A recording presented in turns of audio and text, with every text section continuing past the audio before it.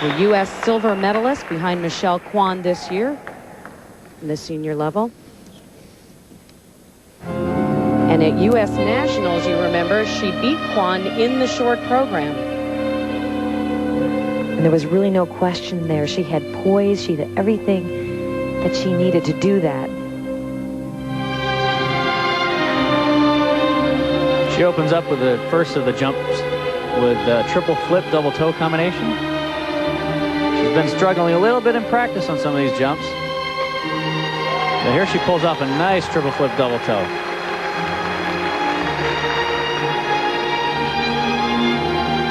And really here in her spiral sequence, just look at this position.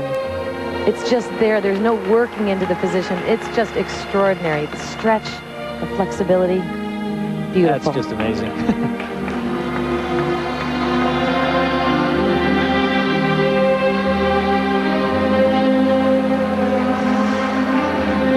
And her flexibility is beautiful, but she has the strength to substantiate it there. And you see her touch her head to her foot.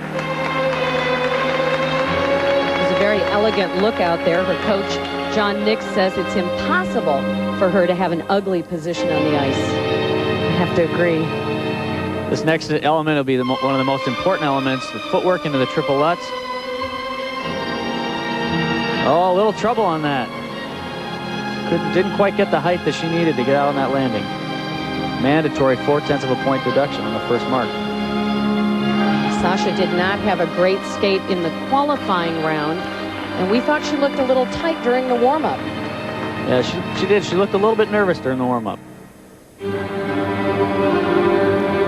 Well, Deanna Stellato and Jennifer Kirk have had a little more experience on the international front this year. They've been out there a couple of times. A trip to the Grand Prix final. Ooh, also a little trouble on that double axel. And she is so capable. Just think a lot of the confidence is missing. Well, I think she's had some shaky practices here, and I think that's really kind of shaken her confidence a little bit. We talked earlier about the pressure on Sasha Cohen. Because of her age, she is restricted from going to the Senior Worlds unless she medals here at the junior competition. And if she were to medal, that would be 3 major competitions in a span of about 5 weeks. So it's a lot for a 15-year-old. Very tough schedule.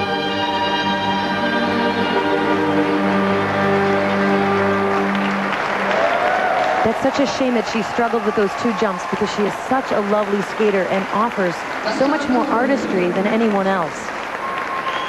Well, you can see the disappointment on Sasha Cohen's face.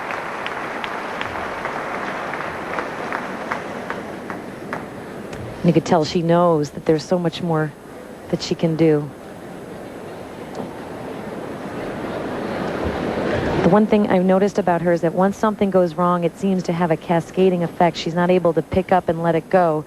And that, again, is the experience and the confidence that you gain through these international trips. Coming in here to her footwork into the triple Lutz, you can see right here on the takeoff, she doesn't quite get the height that she needs right there in order to complete the rotation. Her feet get a little bit tangled. Here's another look at the triple Lutz. You can see right here she doesn't quite get up in the air high enough to get her feet out on the landing. She just has such beautiful control going in and out of her elements. She gets a fairly nice lift here, but you can see her chest drops forward. She's not on the right part of the blade and just can't get that good ride out on the exit. When you fail on a required element, it is a large and mandatory deduction in the short program.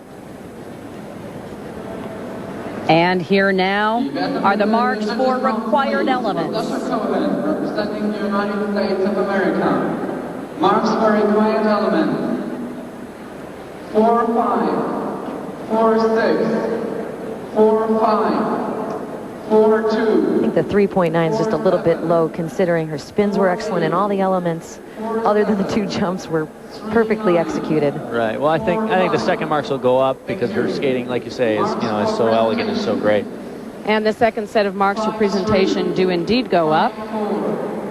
5-2, but she is 8th place in the short program, and her chances of medaling here are in danger. 5-1, 5-5.